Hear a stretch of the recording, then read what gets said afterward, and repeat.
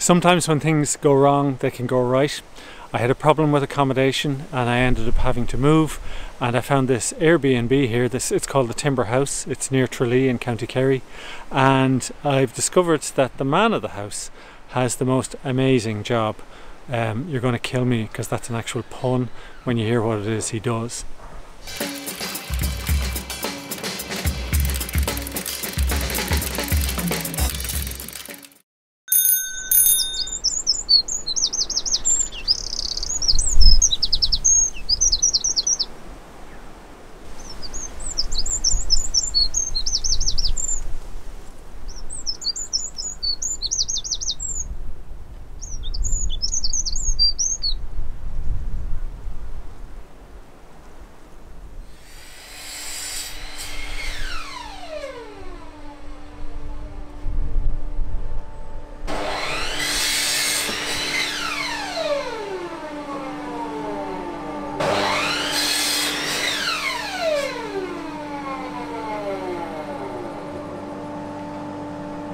This is Tom O'Sullivan.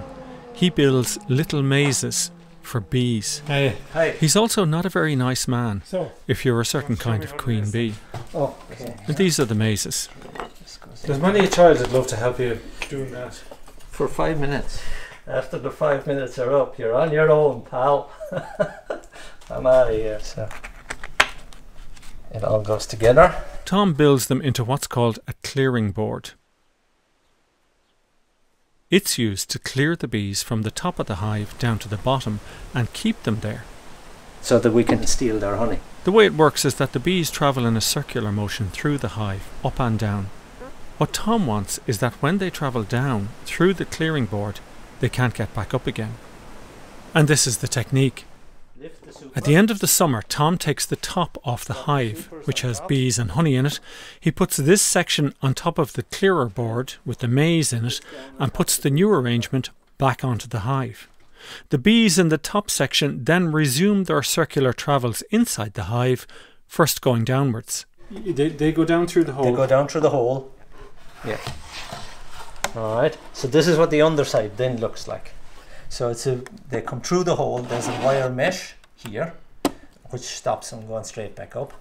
And then there's a series of channels where they're funneled out and they don't immediately figure out how to get back in. They will figure it out. Come back in 2 days and the super is empty of bees and still full of honey. At the end of the year, after telling them they're great and good girls and brilliant stuff, they come along and we steal almost all their honey. And as only the paranoid survive, the 1st of November I come along and I put a block of sugar over where the bees are in case they need it. And if they need it, they'll take it, and if they don't, they'll leave it there. Oh. That's your guilt. Yeah, guilt, yeah. Well, for taking their honey. Yeah, just to be sure, yeah. Look at that smile. Tom looks like a nice man, but his nasty side comes out when you ask him about angry hives, where the bees try to sting the beekeeper. Then Tom invokes the French Revolution, and with some pride. The temperament of the bees is determined by the queen. So if you have a colony of bees that are aggressive and there isn't any extenuating circumstances, the thing to do is to change the queen. Take out the queen. The bees themselves, you mean take her out like James Bond? Catch her by the 2 ears and pull her out. You don't kill her though, do you? Oh yeah, Marie Antoinette. Off with her head. The poor queen. Could you not do counselling or something like that? See what her anger issues are. Yeah. At the end of the day, it comes down to managing your bees. If this was May, now don't go in front of the door because they'll see you coming. Really? Oh yeah. Why do you think I'm standing back here? You know, I wouldn't go in front of their door. They're great girls. Tom is full of admiration for bees, not only because of their honey.